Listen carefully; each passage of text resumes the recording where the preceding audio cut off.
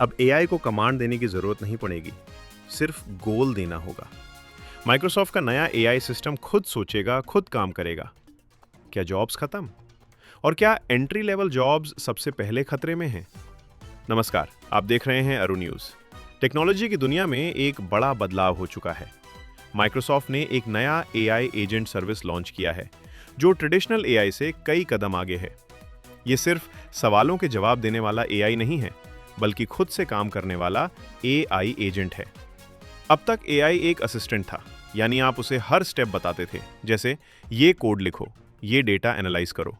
लेकिन अब एआई एक एजेंट बन चुका है, जिसे सिर्फ गोल देना होगा।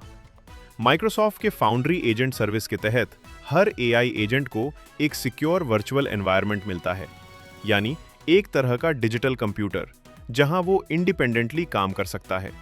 ये एआई एजेंट सिर्फ इंस्ट्रक्शंस फॉलो नहीं करता, बल्कि खुद डिसाइड करता है कि टास्क कैसे पूरा करना है, कौन सा टूल यूज करना है, कौन सा डेटा इंपॉर्टेंट है और फाइनल आउटपुट कैसे बनाना है।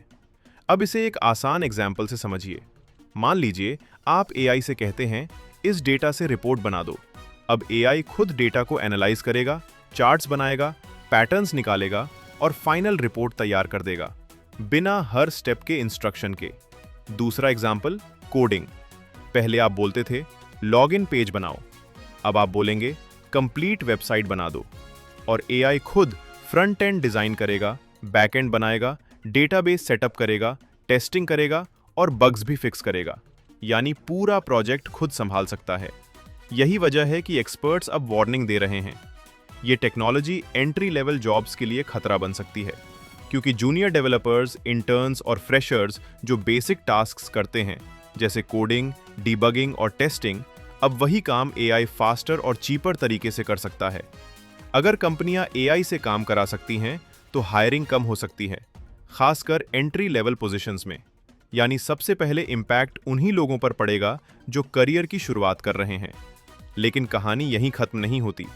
माइक्रोसॉफ्ट का कहना है, एआई जॉब्स खत्म नहीं करेगा, बल्कि काम करने का तरीका बदल देगा।